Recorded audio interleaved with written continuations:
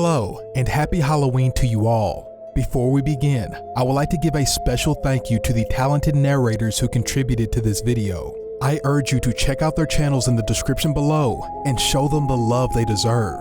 Now, without further ado, grab a Halloween treat along with your favorite cup of joe. Sit back, relax, and let these stories begin.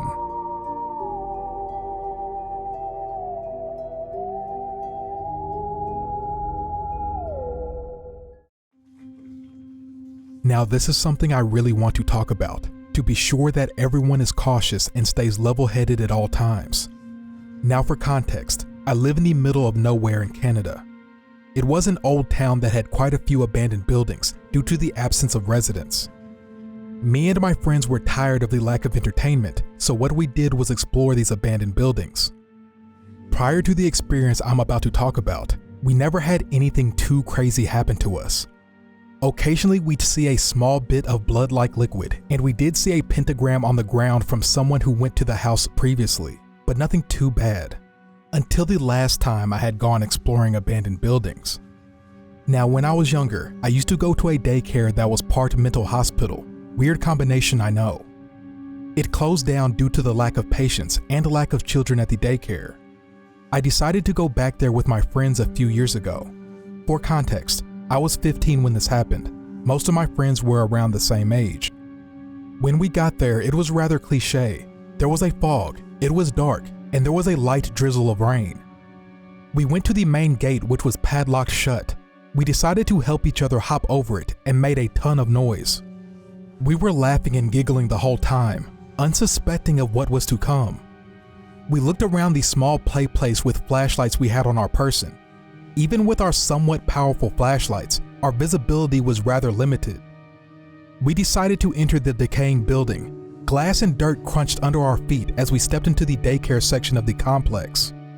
There were old Legos, wood chips from previous furniture, old torn dolls, and toys thrown about. The further we walked around the daycare section, we naturally became more and more silent until all we could hear was the crunch of dirt under our feet.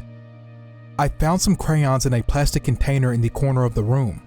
I walked over to pick them up when all of a sudden, we heard a loud crash coming from behind a metal door leading to the psych ward part of the building. My friends and I all looked at each other. As a whole, we were a group of 5. Most of them were very bold and cocky.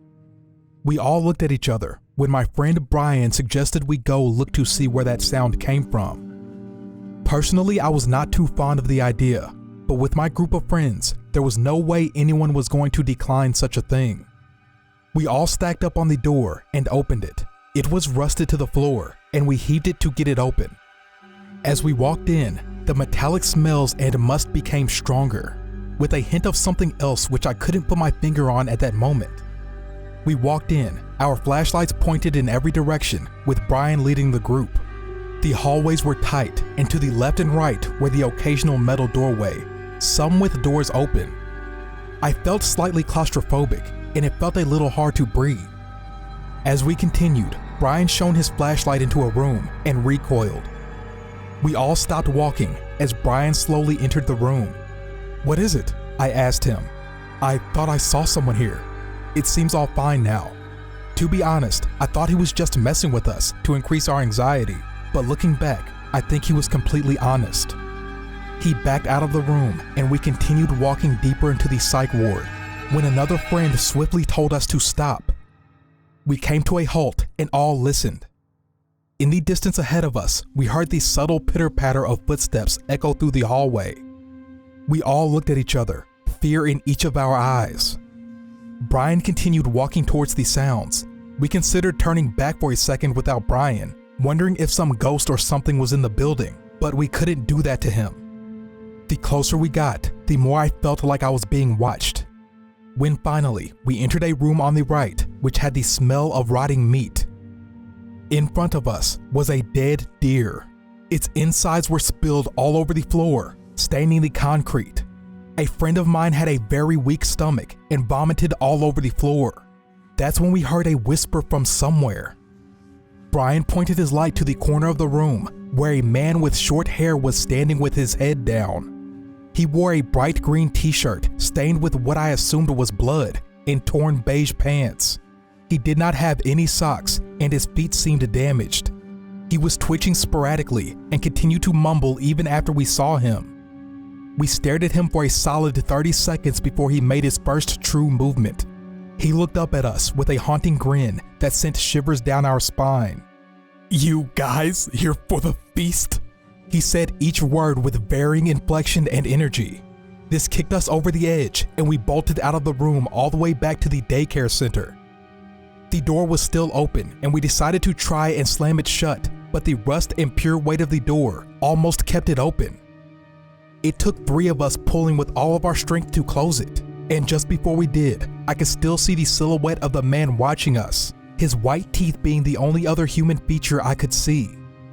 As we sat behind the metal door to catch our breath for a second, all looking at each other for confirmation that we all saw the same thing, after a little bit of labored breathing for each of us, we heard a light tap on the door. That's when we decided that it was time to leave. We booked it out of the vicinity completely and ran home. A year after we visited that spot, police went back to do a routine search of the area and found the man. It was stated that this guy used to go to the psych ward before it was closed down. He escaped the facility he was transferred to and lived off of the wildlife around the complex. When the cops brought him in, he had a series of diseases and sicknesses from eating raw meat. His mental condition was much worse than before. There were future rumors that he did kill someone in the forest while searching for food, but nothing has been confirmed. In the end, guys, be careful, especially in dangerous areas such as abandoned buildings. And creepy dude, let's not meet.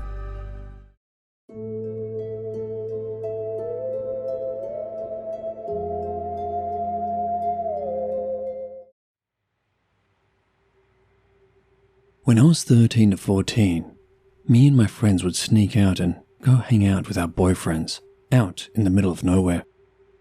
We lived basically in the middle of nowhere, so going to random back roads was pretty much our only option for having fun. We would go to this place the locals called the Tunnel. It was just a dirt road with tall trees and overgrown willows on both sides. It was very secluded, so we would go there to drink beer, smoke weed, and make out with our boyfriends.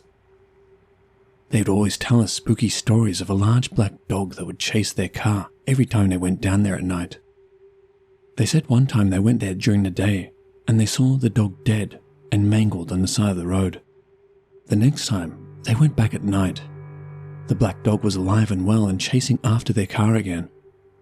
I knew they were just telling us these stories to scare us, and I wasn't sure if I really believed them, since I had came down to this place with them a few times and had never seen the black dog. One night, around 1 or 2 in the morning, we were all sitting in our friend's car in the tunnel. We had all been drinking and smoking weed. We were all joking and laughing when suddenly the driver whispers, "What is that up there?" I looked and didn't see anything, so I replied, "There's nothing up there. Your eyes are playing tricks on you."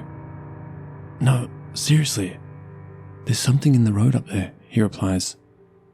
The guy sitting in the passenger seat agrees and says he sees something too. The driver puts the car in drive and starts slowly rolling forwards, and a figure emerges from the dark. A man in shorts is standing in the middle of the road watching us drive towards him. This is a dirt road in the middle of nowhere at 2 in the morning on a very cold fall night, and this man is standing in the road wearing nothing but shorts, not even shoes on, just shorts. "What the hell is he doing?" the driver says as he pushes on the brakes and stops the car. We all stare for a moment at this man just staring at us. His eyes were glowing, like a deer's eyes do in the headlights. I've never seen a person's eyes glow like that before. We all start freaking out, and then the driver says, "Forget this," and starts driving forward, fast. The man just keeps staring at us until we get about 10 feet away, and then he just calmly walks to the side of the road and vanishes. There was nowhere for him to go. There were 6-foot-tall fences with willows overgrown over the fence, making the barrier at least 10 feet tall. No human man could have cleared all of that. I still can't explain it to this day.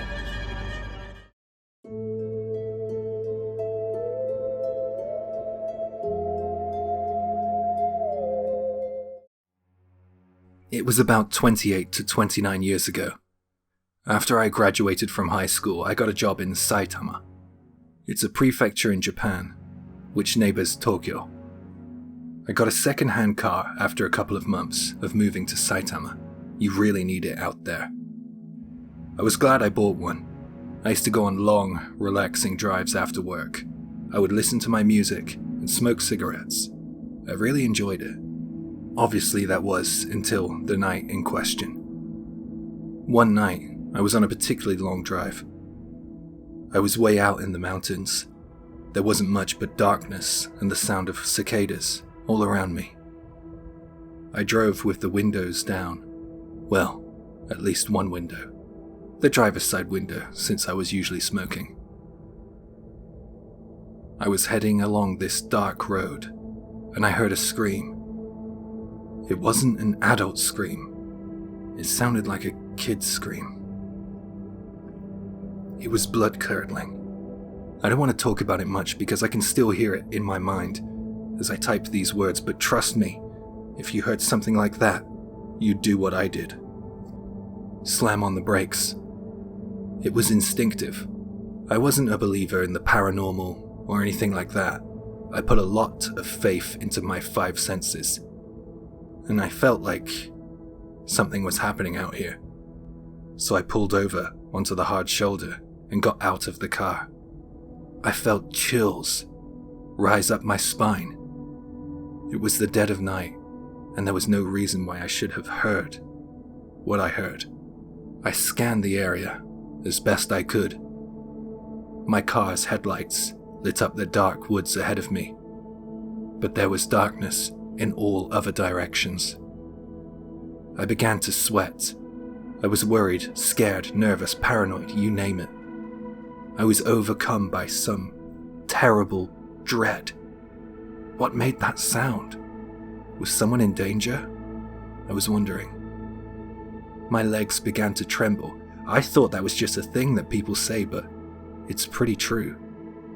I couldn't hear anything apart from my heartbeat and the restless shuffle of my feet on the dirt road. I was panicked. I wanted to leave. I managed to convince myself that it was just an auditory hallucination. Maybe I was staying up too late or something. I didn't hear anything else after that initial scream, so I thought that I could just go. So I headed back home. About 3 weeks later, I was watching TV, and the same roads and the same mountain passes came up on the screen. The newscaster said the words that I will never forget. Tsutomu Miyazaki has confessed to the murder and identified the scene of the crime to the authorities. The case had already proceeded to the courts, therefore I knew that the scream I heard was not happening in real time. Yet perhaps it was some distant echo of the past. That scream wasn't one you'd hear in an amusement park, or if somebody startled someone. That was an end-of-life scream. I saw on screen the exact area I pulled over. It was truly disturbing to imagine what happened there. I didn't have to imagine because after the trial, weeks and months later, the guy's actions were very well documented by media and himself. If you don't want to sleep tonight, you can look up the crimes of Tsutomu Miyazaki, but I will not give him the recognition here. What he did truly turns my stomach. You'll understand why that scream scared me so much. I stopped going for night drives in the woods after that.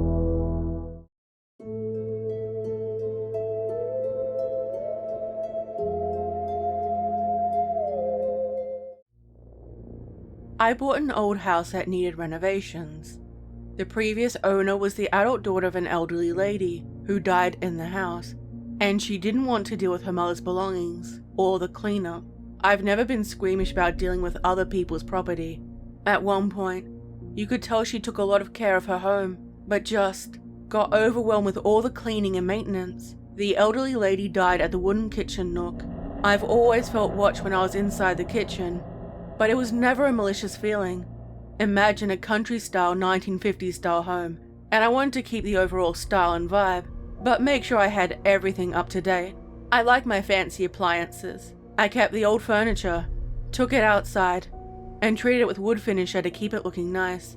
The more work I did on the house, the more active the ghost became. I woke up and wandered into the kitchen at night time to get a cup of tea, when I saw a little old lady standing at the stove.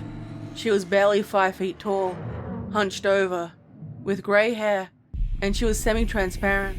I gasped when I saw her, and she disappeared. It felt uncomfortably cold where she had been standing, and I felt uneasy while I turned on the kettle. The water boiled, and I looked around the empty, quiet kitchen. She got more active the more renovations were done.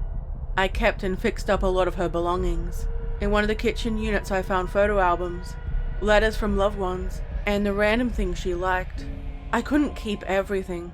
I messaged her daughter and asked if she wanted any of the personal effects. She hesitated, asked if it would be too much trouble, and then made the drive down. She cried when she saw the new version of the place, and I showed her around. Since she had a long drive home, I asked her if she wanted a cup of tea and a chat. I wanted to know more, and maybe even give the ghost mom a chance to speak to her daughter. She told me about the memories of her mother. The ghost didn't speak or do anything while she was there. It felt like, almost, when she left, that the ghost and even the house had changed toward me. I felt like the ghost welcomed me into the home, almost happy I was there. Now, everything was freezing cold, not the brief chills I would occasionally get from being in certain places. The worst and the most noticeable place was the kitchen, and especially at the kitchen nook. I stopped using it altogether. It used to be a bright and happy home. I contacted a medium to try to speak with her, so I could find out what I did wrong, and if there was anything I could do to help. The medium walked around the house and told me the ghost was in the kitchen. I already knew this. The ghost didn't want to speak to her. The medium told me the ghost wasn't happy with her daughter, and was angry she was in the house. I asked why. She didn't say. I felt like I didn't belong in the house anymore, that it wasn't mine, that I was a stranger and I was trespassing. The uneasy feeling spread to every part of the house, and I started to see her standing at the end of my bed, angry at me. She never said anything. I didn't know what to do, and it went on for months before I decided to speak to someone. I was exhausted, and a shadow of my former self. No energy, and I stopped being who I was. I spoke to a group about a possible exorcism, and they said they needed to do an investigation. It turns out the daughter was abusive towards her mother, and was constantly trying to steal her money or the house from under her. I didn't get that impression from her. All I saw was a loving and sad daughter who couldn't stand to be in the home. Either way, I already bought the house and need to be able to live here comfortably. One night, when the spirit appeared at the end of my bed, I told her I wasn't her daughter and wanted things to go back to the way they were. She didn't stop. The next night I tried it again. It didn't work. I messaged the daughter and tried to discover what the backstory actually was. She thanked me again for giving her the personal effects and repeatedly told me how grateful she was. I thought the ghost was perhaps overreacting to things and needed to move on from what happened. Then she asked if I had found any valuables. This was the first time she had ever asked something like this. I told her I hadn't. The daughter mentioned her mother keeping things from her in the past, and how she wanted what she was owed, things that I now owed her. I told her I bought the house as is, with all the possessions inside, and I technically didn't need to send or give her anything. She started saying that she was going to take the house back and get everything in the house. I blocked her, and I understand her mother's anger now. I apologized out loud in the empty house, and the ghost of the elderly woman seemed to be satisfied with that. She didn't appear at the end of my bed anymore, and the house lost the horrible chill it had. I was able to rest and relax. I never saw her ghost again, and it lost the warmth it had when I first moved in. It was sad. I missed her, but figured this was the next best option. Every so often, I have a feeling she's watching me from the kitchen nook, and I say good morning to her.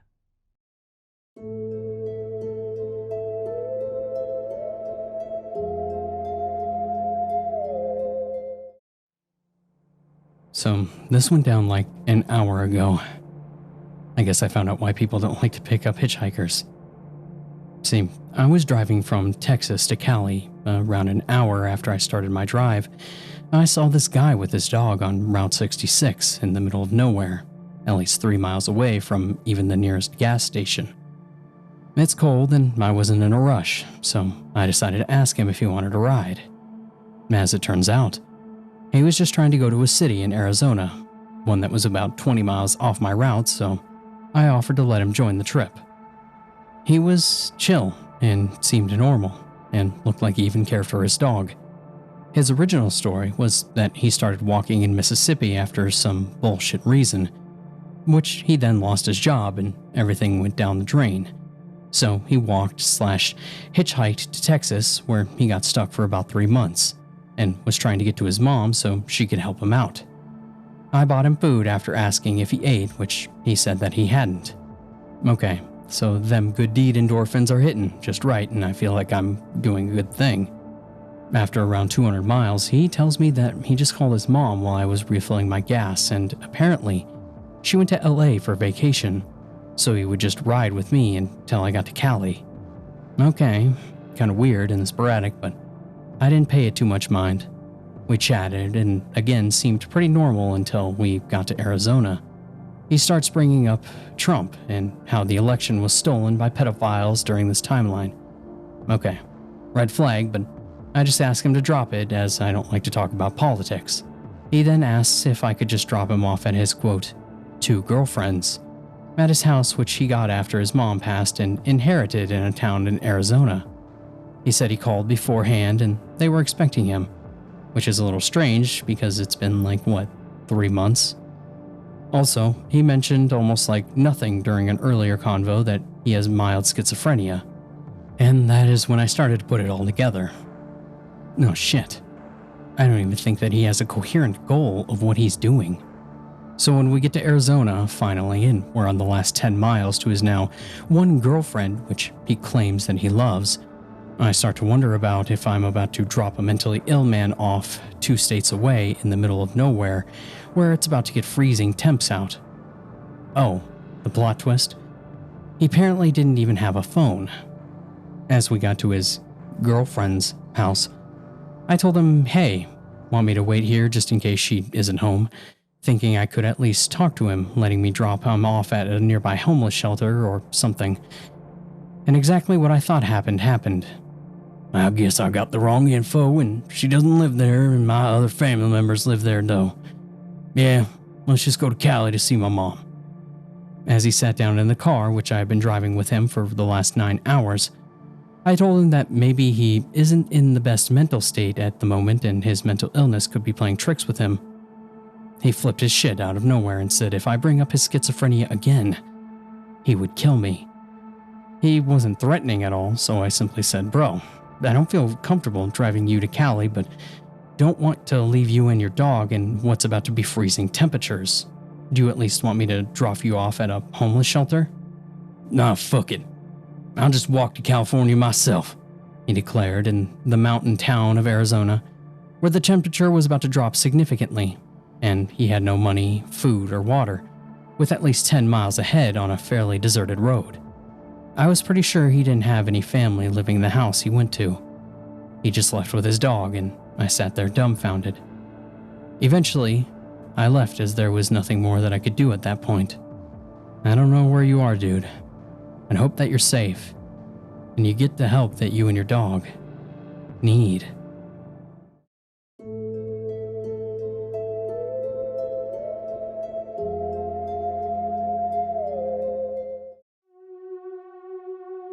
I used to be employed as a child protection worker. A report came through about a stepfather who was being abusive to his children. I was given the investigation by my team leader. When I interviewed the oldest child with the police, she had very visible physical injuries and told me exactly what had happened. I will spare the details, but it was really horrific. As the children were in his sole care, we knew that they needed to be removed immediately. We sent a team of 2 workers out to the children's school, while myself and a colleague called the stepfather into the office.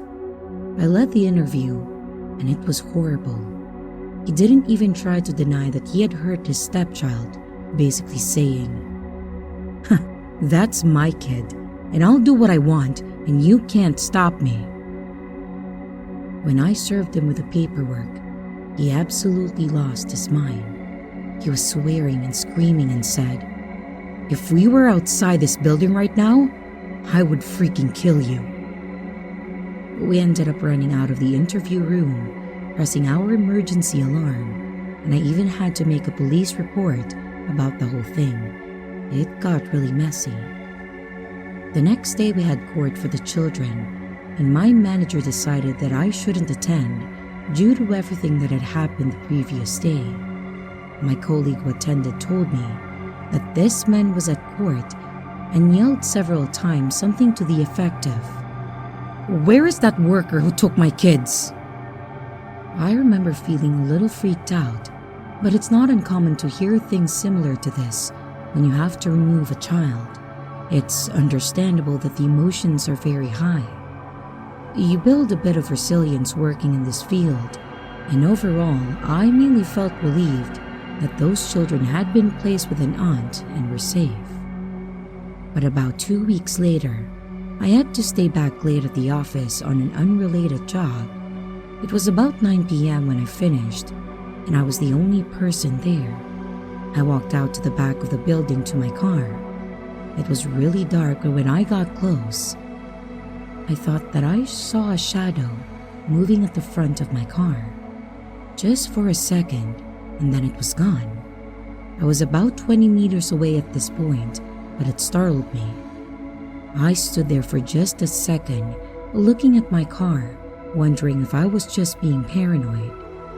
While staring into the darkness, I started hearing tiny rustling noises, and whether imagined or not, all of the true crime horror stories that I've ever heard just flashed into my mind. Well, safe to say, I freaked myself out and I sprinted back to the building. I called my boyfriend to come and pick me up, explaining what had happened. By the time he drove up to the front doors, I had convinced myself that I was being silly, and I asked him to drive me around to my car. He circled around with the headlights shining on my car, and I could very clearly see that all 4 of my tires had been slashed. I was an absolute mess that night, and I called the police immediately. I was pretty sure that this man was responsible, but as I hadn't seen him, I couldn't say for sure. I then took a few days off and I came back to a meeting with my manager, who had put together a safety plan for me and the other staff. She organized to have a security guard escort us to our cars and said very clearly that no one was to stay in the building after hours alone. Then about a week later, a letter was delivered to the office addressed to me. Any mail that comes into the office goes through our reception staff. Our lovely receptionist opened it, and it was a note that said, "You're good as dead, bitch." The words were typed and printed. She was an older woman and burst into tears when she read it.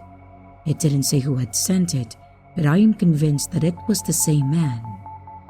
Over the next few weeks, letters kept coming in, each one getting longer. They addressed me as bitch, a home wrecker, saying that I kidnap and abuse children. It was just horrible, horrible stuff. The threats in the letters were the worst. The person writing them threatened to rape, torture, kill, find out where I live, and to burn down the entire building. To be honest, the police were less than helpful. They basically said that given the nature of our work, they couldn't conclusively say that it was this man, although they had questioned him. To me, it all seemed like a pretty massive coincidence. I'd never had anything like this happen before. They did say that they were taking the letters very seriously and tracking down where they had been posted from, but I never heard anything back about that. My workplace took the threats very seriously too. All of the security was bumped up across the building, and all staff completed refresher training on emergency management. One day, on the way home from work, I noticed that a car was following me. At first I thought that I was being paranoid, so I drove down a bunch of little streets. I doubled back onto the same route in a way that would make absolutely no sense. And even after all that, a dark green Camry was still paced a little way behind me. I freaked out, but I had already planned in my head what I was going to do in this situation. I headed straight to the police station. I was planning to pull right up to the front of the building and beep my horn until I had someone's attention. The second that I pulled into the police station, the green Camry drove straight past and disappeared down a nearby side street. I sat there for a good 20 minutes, too scared to get out of the car in case they come back around the corner. It dawned on me that in my panic, I had forgotten to get the license plate, and that upsets me to this day. I told the police what I knew, but they told me that the man didn't have any car registered in his name. This was the final straw for me. I was a nervous wreck, was looking around constantly at work and at home, and I knew that he lived relatively close to me, so I even stopped going grocery shopping in case I ran into him. I stayed on stress leave for a month, and I heard from colleagues that the letters kept arriving. I was very honestly ready to quit, but then COVID happened, and it really changed everything. Everyone went into lockdown, and all access to the office was restricted. I started back working from home, driving a work car to and from appointments, and I didn't go into the office regularly anymore, only allowed in small working groups when absolutely necessary. Over the next year, the letters slowed down and eventually stopped. By the time we were allowed back in the office, there hadn't been any sign of this man for almost 7 months. And about a year later, I left child protection. I don't know what happened with those children, but my hope is that they are happy and safe with their family. And as for the man who I believe stalked and threatened me for just doing my job, let's not meet ever again.